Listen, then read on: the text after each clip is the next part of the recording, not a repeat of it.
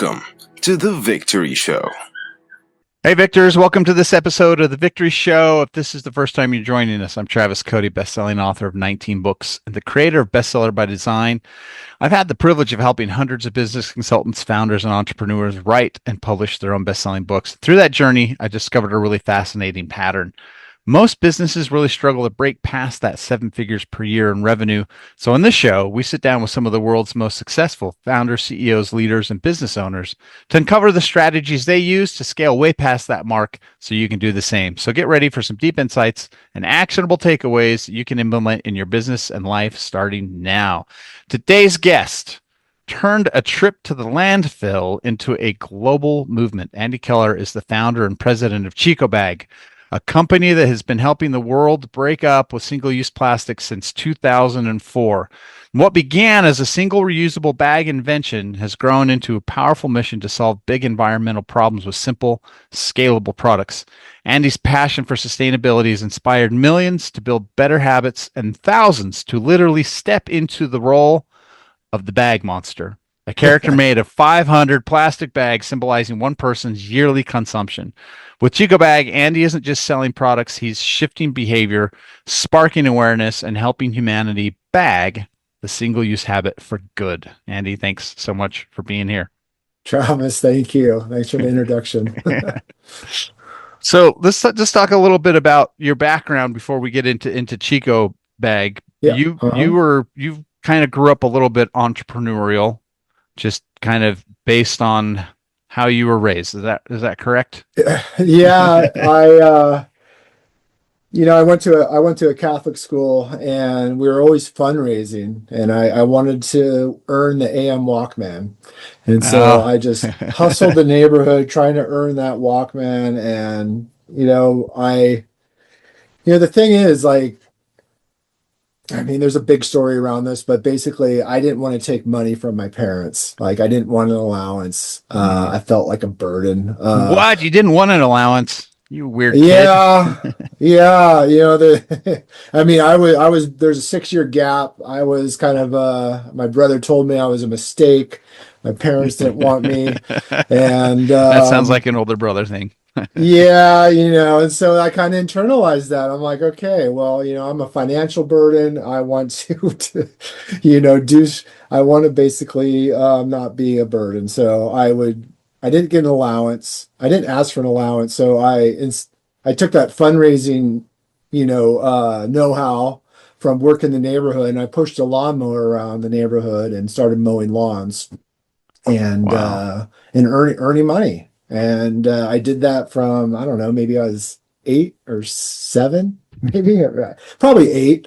And, I did that. Gosh, even when I was in college, people were still calling me, hey, can you put up my Christmas lights, and take them down. So that's when I got started. I definitely, knew how to ask for business at a young age. So did that inspire you to go into business when you went into college? Was that sort of the natural fit, or did that kind of call to you once you got in there? I was really, rudderless. I didn't really know. I didn't have a clear, I want to be this. My grandma wanted me to be a priest. My dad wanted me to follow in his footsteps and be a dentist. And I was like, I don't know. I want to be an engineer, but I went down the engineering route.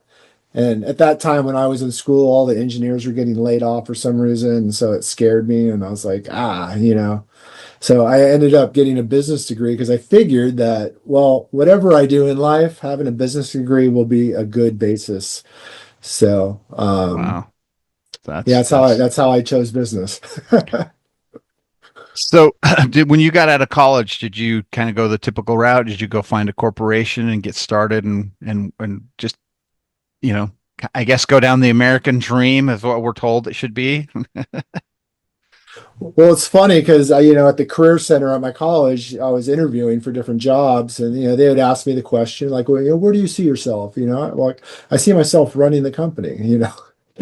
Is what I'd tell them. And none of them hired me for some reason. So I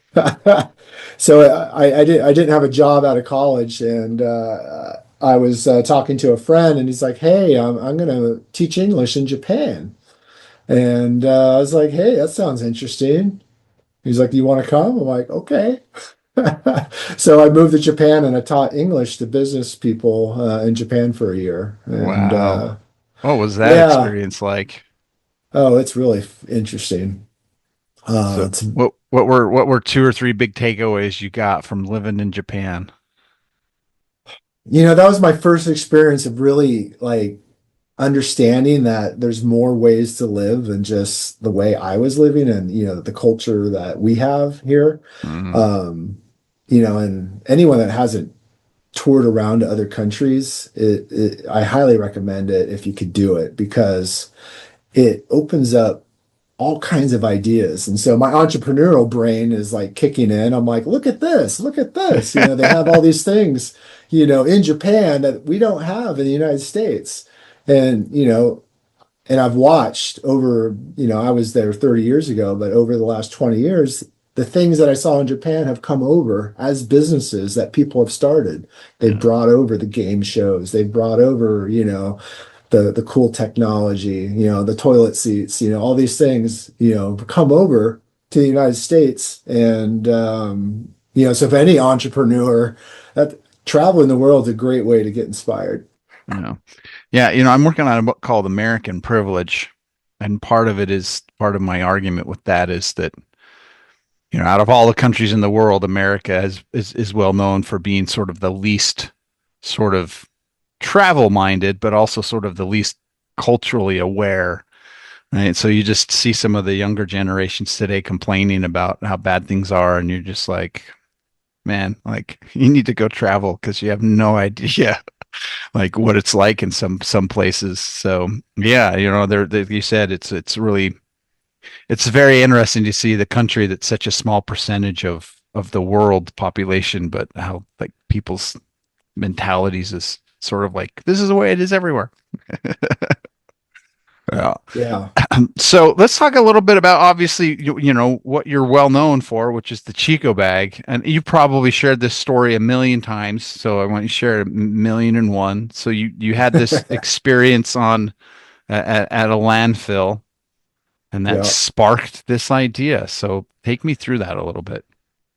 Yeah, well, after I got back from Japan, I ended up selling software and I was able to telecommute and I was living in Chico, Northern California, small college town. Yeah. Living the life, just bought a house. Was like, I'm like, yes. And as soon as I said that, I got laid off. Oh. Company, I lost my job. I had a mortgage and I didn't know what I was going to do. I was freaking out. And so while I was sorting out my next steps, I was cleaning up this house I bought, which was, pretty trashed when I bought it. And I ended up at the landfill. And at the landfill, it was at the end of the day, and what I saw visually were just plastic bags everywhere. Like people were actually throwing away plastic bags in plastic bags. And they were blowing around, caught on the fences, blowing out of the landfill into the adjacent ranch land where cows were grazing. And I was just thinking, I'm like, I was a plastic bag user at that point. Never thought about how many plastic bags I used, how long I used them for, which is really probably no more than 15 minutes, where they went at the end of their life. I never thought about any of that. And it just really hit me. And I was like, God, I should use reusable bags. Like, why don't I use reusable bags? And I'm like, well, I probably forget it. I'd forget my keys and my wallet everywhere I went. How am I going to remember a bag? And I was like, I got to have a bag that I can fit in my pocket. And that was the like, the idea. I was like, oh, like, wait a minute, if I can come up with a bag that I can fit in my pocket, like I can use reusable bags, but more importantly, I could solve my unemployment problem here. And so it was beautiful because it was like a confluence of all these experiences in my life that seemed unrelated and unimportant, all congealed. So I knew how to hustle the neighborhood with my lawnmower. So I had a business degree. I sold software, so I knew business, from that angle. And as a kid, I played on my mom's sewing machine, so I knew how to sew. And when I got my first job, I was knocking on doors just like I did with the lawnmower, but for businesses Different. Yeah. asking for a job. And the first place that hired me was a fabric store. So I spent my high school days working in a fabric store. What? So all these experiences came together. I'm like, I could make a bag. I know how to do this. So I bought a sewing machine that day and I sat down and started making prototypes of a bag that I could keep in my pocket. Uh-oh. My co-host is deciding to come crash the show. Oh, there we go. Yeah, you She's like, "Hey, why are you paying attention to someone but me?" So, how long did it take you for you to get a prototype that you could actually fold in itself that fit in your pocket? I mean, that day, they Prototype weren't they weren't number 8. they weren't pretty, but I made I don't know how many that day, but I had at least one, and I made probably 5 different designs of using different fabrics, different types of handles, and then I'd give them to friends and say, "Hey, test this out. Tell me how to improve it." And so I kept iterating, finally coming up with a design, that's very close to the bag that we sell today. Wow. So what's fascinating to me is that, this was it 2003 that you had this thing, and then 2004 is when you turned it into a business, or was this all in Uh, 2004? 2004, 2005. Wow. Yeah. Because So I launched on, back then, I mean, the single-use plastics, nobody was talking about that at all. And of yeah. course, nowadays it's crisis everywhere.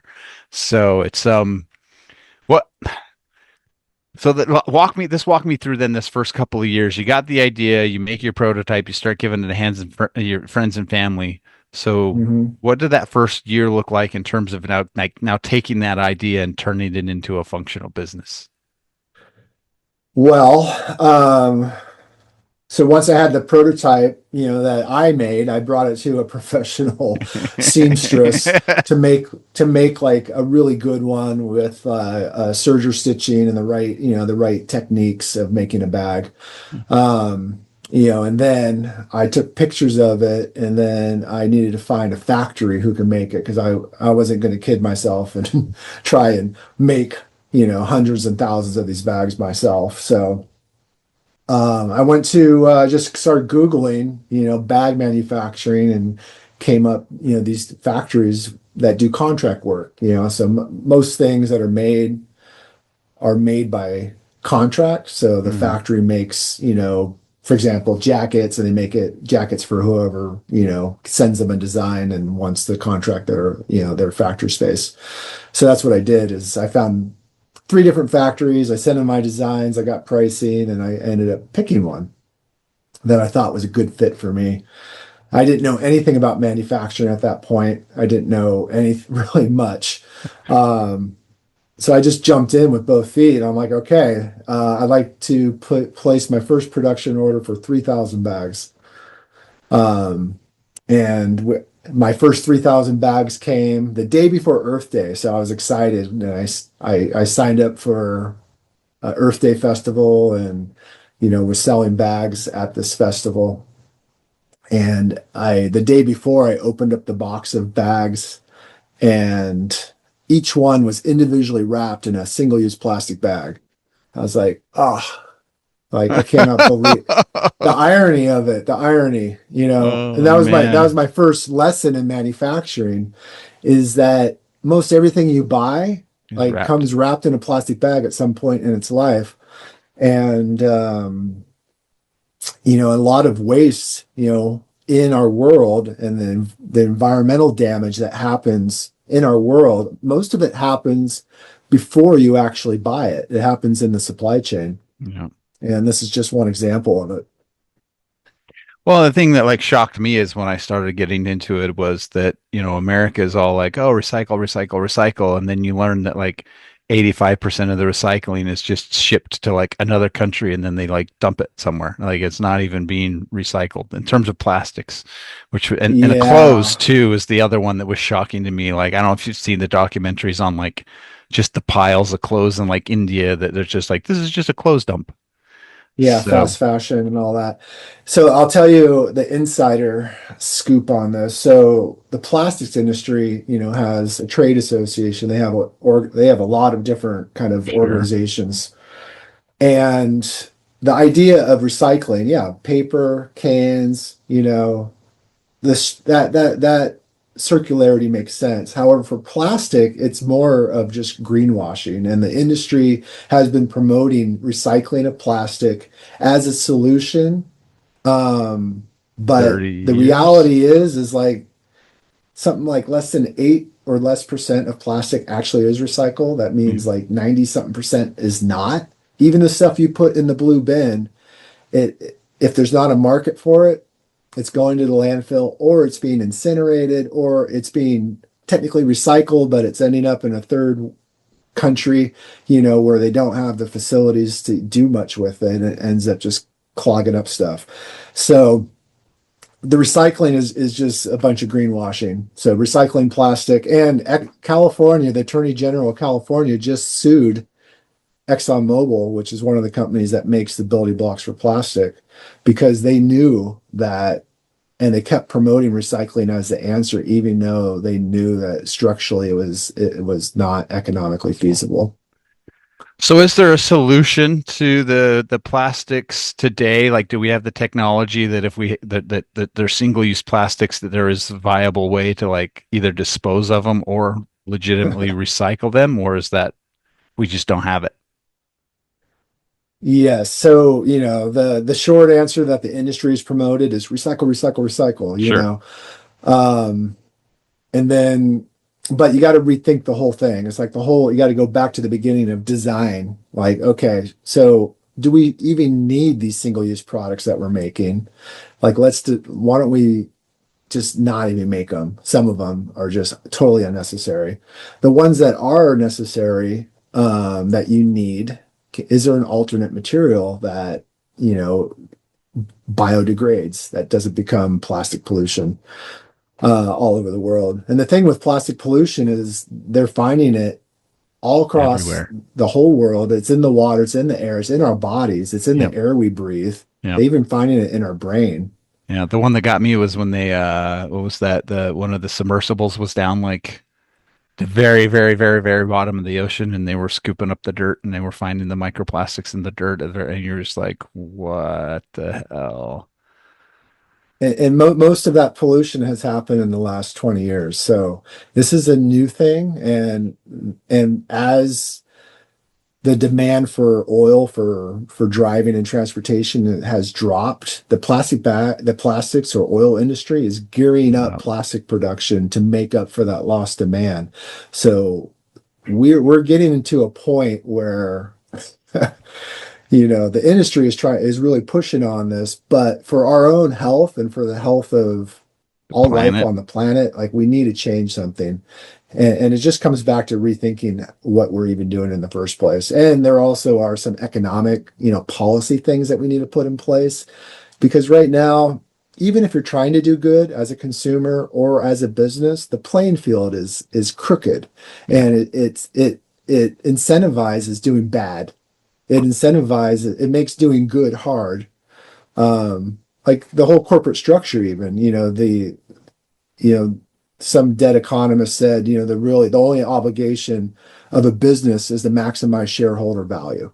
And if you do that, it's kind of like the invisible hand, everything else will work out. But we found that absolutely does not work. That's the externalizing of costs in a business is where all the damage is happening in the world. And so So, there's a new. so are things coming out now, like with California suing ExxonMobil, where shockingly, we're discovering that the plastic industry, like, in the 50s, it was the cigarettes and they were covering everything up and it was safe. And then, of course, that was all exposed. And then in the 70s, the sugar industry was doing their thing and they Yeah. covered up. So are we now like getting to that point where stuff's coming out from the plastic industry now, where they knowingly been covering things up for 30, 40 years about like how bad it actually was, but they don't care because they just want the profit? Exactly. Yeah. They've known about recycling. They put that little chasing arrow symbol on the product to indicate what kind of plastic it is, but it fools people into thinking everything's recyclable that has that symbol. But the reality is it isn't. So they've known about plastic. They also have known about climate change and the impacts of, combustible, fossil fuel engines, the impact. And, they've known that. yet they've buried it. So it's the same thing as tobacco. It's all coming out, and ultimately, the solution to all this is changing the playing field, making business a powerful force for good. And you can do that easily by making businesses more responsible, that they have to take into account more than just the shareholder. They have to also take into account other stakeholders. Sure. Environmental stakeholders. Yeah, or even their employees, Yeah. which isn't a stakeholder that you have to It really ever gets addressed. consider. So with ChicoBag, like when did it start really kind of reaching sort of a peak of momentum where it really started to take a life of its own? Yeah, so I started in 2005. In 2008, Oprah Winfrey got on TV and she said, "Oh, you Oh, guys all have to go green." Right? You remember this? You got to go green. If you want to go green, you got to get a reusable bag, a reusable bottle, and go green. So that just everyone wanted to go green and you at were you that were kind of point. already set up for that. Yeah, we were just great. It was great timing because the business was set up, we're ready to go, and all of a sudden, everybody wants to get a reusable bag. So, It was you just know, we the early days of the internet where you had a website and people are like, "How do you have a website?" yeah, I mean, we had a website. We didn't sell off of it yet, but we eventually, we're selling off of our website. This is back when, most things were still brick and mortar. Yeah. Um, Had to get in a traditional store to get the distribution. yes, yes. So do you So remember the sales metrics for like year one, year two? Like year one, did you sell like 10,000 bags? Year two, you sold, or was it a much faster than that? Do you recall? I know that was a long time ago at this point. I'm just recalling a few. Like I what I was remember saying is like, what was it like the first few years, and then what was it like after 2008?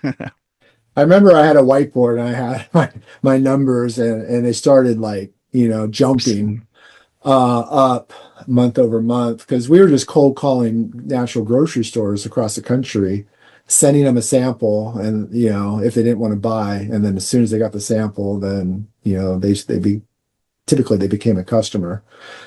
And back then they were like, "Oh, we already have a bag." We're like, "You already have?" "Yeah, of course you already have a bag. You need to have more than one bag. You got 10 kinds of garbanzo beans. Like, why are you set on one bag?" Um, was our argument, no one thought of it as a category. People were just thought of it as a marketing checkbox. So, but there was a point, and this is like a classic entrepreneurial moment where I had to put in a production order and I didn't have the money to pay for it. And in order to keep up with demand, I had to like place like a production order for like $200,000 in product. And I didn't have it. But I placed the order anyways. And then and then as soon as I placed it, it's like, okay, now I got to figure it out. Go sell this thing. So what was your marketing strategy in the early days, and how did that evolve as you kind of grew? Early days, it was getting it out to natural grocery stores all across the country. Those are the folks that had reusable bags. The people that shop at natural grocery stores are, inclined to use a reusable bag. So that's where we focused.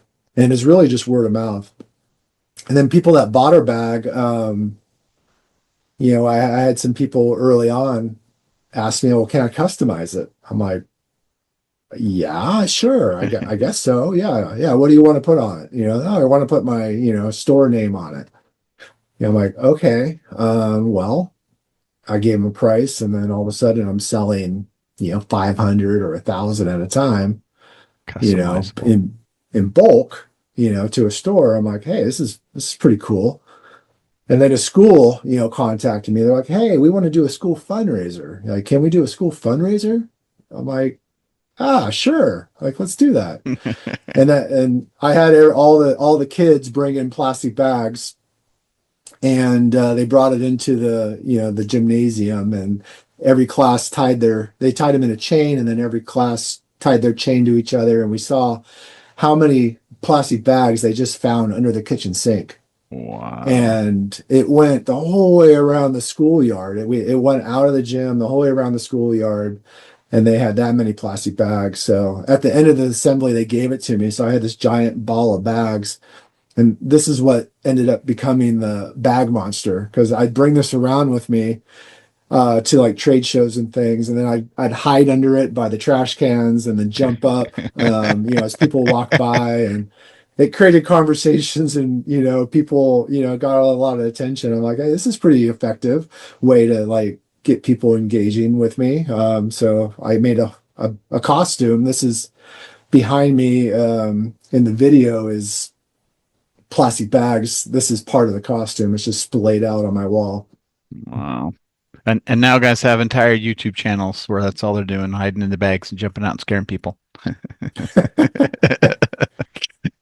So for you as a business owner and as a leader, like what were some of the challenges that you had as your business started to grow, right? I mean, you go from a one man shop, but was there a moment where you realized like that it had outgrown you to the point where it's like was that now this business was bigger than you were? Let's see. Outgrown me. I mean, as I hired employees, I started having, to deal with HR issues and people and, people in a bad mood or, issues that may have come up. So that's the point where I was like, God, I need to like get someone that likes doing that kind of stuff because that's not what I like doing. Put in some policies, oh, we need a policy now for this because, somebody did something that surprised me. I won't mention, but oh, okay, we need a policy now. Oh, oh, that's funny. So as you grew, like how did your marketing change, especially with like I mean, because you're getting started right as the internet's really becoming kind of like mass appeal, right? In the early 2000s, people were still, 2001 was it Bill Gates was still kind of saying the internet was the fad and the gimmick, right? I think people forget that. But so for you as a company, like as you're growing, the internet's also becoming more and more, and you're hitting sort of mainstream 2008 just as social media is taking off. It's like how did that like impact what you guys were doing, and how has your marketing evolved as that has come along? Well, the bag monster was a great way to get the word out. Right around 2008 or 10, right around that area, plastic bags became the poster child of unnecessary waste. It became this kind of symbolic thing. Mm. Like, we got to do something about plastic, and let's start with plastic bags. And so a lot of municipalities were looking at banning plastic bags. San Francisco was the first city to ban plastic bags, which is, a few hour drive from where I live. So I was involved in that. Dressed up like the bag monster, and we went out and I could speak from the environmental side, but I could also speak from the business side. Is like reusable bag companies. There were more reusable bag companies in California than any other state because of the opportunity that was created by banning plastic bags. Mm. So it was basically creating small businesses and eliminating a product that, in many people's opinion, had a fundamental design flaw. These bags become litter despite proper disposal. You put them in a trash can, they blow out. You put them in the landfill, they blow out. They have a design flaw. So essentially eliminating a product that is dangerous for the world and that has a design flaw, was the whole point of a bag ban. And asking the question at the register was also the other part of it is, do you need a bag? And just simply asking that question reduces bag consumption by like 50%, just by giving people the choice. Do you need your gum and your drink in a plastic bag? No, I could carry it out. So as far as the internet question is like, yeah, the bag monster is great internet content. A lot of news stations and newspapers, like taking pictures of the bag monster. So I ended up organizing a bag monster rally and got 100 people to dress up as bag monsters in support of California's statewide law. And then after that, I got on a three-wheeled motorcycle in my bag monster costume, and I drove across the country, visiting 12 different cities, setting up displays of what one person would use in their lifetime in plastic bags. Wow. Huge 70,000 bag pile of bags, all that were costumes, so people can try them on. So And went that's across. the average usage, 70,000 bags per lifetime. It's an estimate. Yeah, if you're an average American and you start using plastic bags when you're 18, yeah, like back then, Sure. that's pretty much how many bags you're using. Now it's the number's obviously different because Right. people are more aware. Um, but yeah, I went wholly across the country. I felt like, I was living my mission, which is the help humanity bag and single use habit. As soon as I got home though, and as soon as I felt that like feeling of elation, I got served a lawsuit by the plastic bag industry.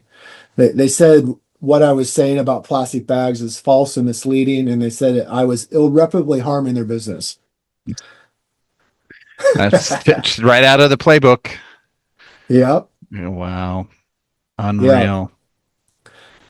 Yeah. So that was the scariest moment of my life after losing my job and having a mortgage. Like everything I built, everything I'd worked for, they could financially ruin me by suing me. A giant corporation. It's called a slap suit. The idea Sure. is to just make Yeah, you shut bankrupt up, you. Yeah. make you go away. They wanted me to put their facts on my, to use their facts instead of the facts I was using. So their facts were, created by the plastics industry saying that, plastic has a low carbon footprint, you know, and there's all these facts that really sound good. You're like, yeah, yeah, plastic, but they're not telling you the whole truth. They're just facts to make them look good. And again, that's from the tobacco playbook. Yeah. The Yeah. playbook is um, Deny. blame, Yeah. blame someone else, right? So blame it on the litter bug. Oh, if people would just recycle, we wouldn't have a problem. The other one is fear. So tell people that, oh, like reusable bags can make you sick, or, bag bans are going to kill jobs, so create fear. The third one is confused. So this is where they, hire a front group and, or they'll hire a PR company, create facts, or they'll fund research studies and create these facts and then give them the front groups that then get them out on the news, and then when all else fails, they sue or they go to Washington with lobbyists and put some laws in place to stop whatever's happening. So, So how did the lawsuit shake out then? well, it ended up backfiring.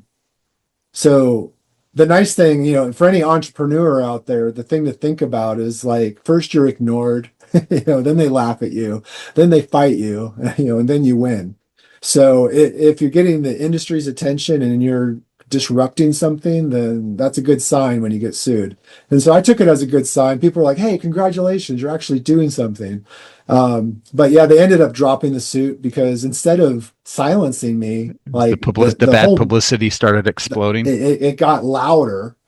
Instead of squishing the movement got even bigger. So it only put gasoline on the fire, and they ended up dropping the suit. And we, ended up settling with two of them dropped it. One of them we ended up settling with, and part of the settlement agreement is they agreed to put a warning label on plastic bags to tie the bag in a knot before you throw it away so it doesn't become windblown litter. That's So well. I call that a big win. If they sued me and then they have to agree to that, it tells you a little bit about the outcome. So did ChicoBag just come from the fact that you were living in Chico and you're like, I need a name for my bag? Pretty much, Chico also, denotes small, in Spanish, like a Sure. Chico burrito. it's a small bag, fits in your pocket. So most people don't realize that we're based in Chico, California. They don't know there's a place called Chico. So That's funny. yeah, that's kind of a fun So, little name. so you're 20 plus years in existence now. How many plastic bags has just the ChicoBag brand prevented from getting into landfills? Oh, just millions and millions and millions. I don't have the exact number in front of me. I haven't calculated it recently. It's been a few years, but we estimate, very conservatively that, one of our bags can eliminate over 1,500 single-use plastic bags.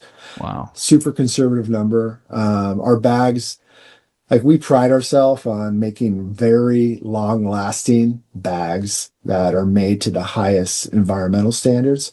So people, are constantly telling us, "Oh, I've had your bag for 10 years." Some people, 15 years, or they show, so they last forever. They're machine washable, which is part of my problem, as a business, right? I create a product that doesn't wear out. So, once I get a customer, like, their reorder rate is every 10 years. It's So what, like from 2004 then to 2025 when we're making this, like how what's been the usage because of all the laws of banning single usage? Like yeah. what was the single use plastic bag usage in 2004 and what at least in the United States and what is it now? The single-use bag usage. Yeah, like how I mean, much has it that's a dropped? plastics industry secret. They won't tell you. The EPA used to report on plastic bags in their municipal solid waste report, but now they don't for some reason. They don't report on that anymore. So it's an industry secret. What we do know is that, like in California, they banned the single-use plastic bags, but then they allowed the thick film plastic bags, which the plastics Oh yeah. industry called reusable. So They and just they jump on the promise. reusable bag bandwagon, even though most people are not going to reuse the bags. Well, yeah, and that's the reality of it. But they convince the legislature to pass this thing, allowing their bag to be sold at the front end. And what ended up happening, the law was in place for 10 years, and the grocery stores would take the bags back, and they would put Apple AirTags in the recycle bin with the plastic bags and see where they went. And they found out that the plastic bags were just going, a lot of them were just going into the landfill, that they weren't being recycled. And so California said, okay, plastics industry, you didn't follow through with your promise. Like maybe you're lying even. Your bags are now going to be illegal. So starting January 1st to 2026, in California, you no Nope. longer can get any type of single use, like Wow. or plastic film bag at the front end. How much did they cry over that? The funny thing is these companies are smart. They've diversified. So one of the largest plastic bag companies bought a paper bag company. So now they they sell paper bags as well. So the Oh, idea that brother. banning bags kills jobs just isn't true. These companies are smart. They see the writing on the wall. They're creating more responsible products. A lot of these companies are also selling reusable bags. So, it's I guess it's an argument that if you put in smart policy that protects, everyone's health and well-being, from unnecessary pollution, everyone adjusts. And everyone thought the world was going to end, but everyone adjusts. Yeah. And that's true for a lot of things. It seems scary when you're changing the business landscape, but once it's done, the world becomes a better place. So it's so fascinating that that's the mindset even today, right? That it's hard to change, but then you just look at how quickly and how rapidly the entire planet pivoted in 2020. Yeah. It's just of like, there's no way we could do that. And in a matter of like 3 weeks, everybody was Was it painful? But so you just look at it going, why is it taking us 30 years to do the pivot with plastics when like we could literally make this pivot in 2 weeks or, like, Mhm. so what's the vision for Chico Bags? We're 2025. Like, where do you want the company to be by the end of 2020 and more important, and in 2020, by the 2030, and more importantly, like, what's the long-term vision for how you want Chico Bags to impact the environment? Well, we're focused on single-use plastic, so creating replacements for single-use plastic. So we have the shopping bag. We also have snack bags, zip, alternatives to TSA compliant zip top bags, for air travel. We have produce bags. We have utensil sets that are made out of bamboo. So when you're out getting takeout, you don't have to take the single-use plastic spoon or spork wrapped in plastic. You can say no, and so all these items are designed to help people. The thing I'm most excited about is that, um, all those products are kind of consumer facing products, but on the business side, there's companies giving out swag at trade shows, right? And a lot of this swag, sadly, ends up in the trash very quickly. Some of it ends up in the trash at the trade show, or it's left in the hotel room. If it makes it home, it ends up in a drawer. This stuff is just trash. They call it trinkets and trash. So I'm really excited about helping people understand that making a high quality promotional item, that's useful and used often and long and lasts a long time has a better ROI, return on investment, than something that's cheap that you give out, right? Sure. And a lot of people are just shopping on price. Oh, I need to, just give out 3,000 somethings at our trade show. And they're not thinking about, like, what's the cost per impression on that thing? Yeah, it's cheap, but if it ends up in the trash, or maybe it's even a negative cost per impression. When you see someone's brand in the gutter or in a trash can, like, what's that impression worth? Yeah. So that's where I have a lot of passion right now, is because I see marketers doing things where it's just not really good for their business, and it's not their fault. They're just not thinking it through fully. They're rushing, and a lot of times people buy promotional products. It's the last thing on their list. It's like, so they're buying like whatever's In fast a and easy. hurry, they got 2 weeks to get it out. Yeah, instead of like really thinking through the campaign of what are my goals? What am I trying to achieve? How can I achieve it? And making sure that the merch or the swag that they're doing fits into that really nicely and tells a nice story, and really focusing on the emotion that they want to create with the person that they want to connect with. Yeah, I love it. So if somebody's listening to this episode, reading this chapter in the book, and they want to get behind the mission, first off, where do they find Chico Bags? And then secondly, how they get involved in what you guys are doing? Well, ChicoBag.com, CHICOBAG.com is where they can find me and the bag monster. We also have a take back program for bags, which I didn't mention, but people all over the country are sending us their bags that they don't want anymore. And these are like the trade show bags that are ending up in the closet. They're sending them back to us, and then we give them typically to food banks where they distribute food to people in need in reusable bags instead of paper or plastic bags. Wow. So we have all kinds of resources like that on our website to help people or businesses or organizations or nonprofits meet their goals, in lots of different ways. So we're not just selling bags, we're like trying to create solutions for people. I love it. Well, thank you so much for being here, and God bless for what you're doing. Great. Thanks. Thank you, Travis. Appreciate it.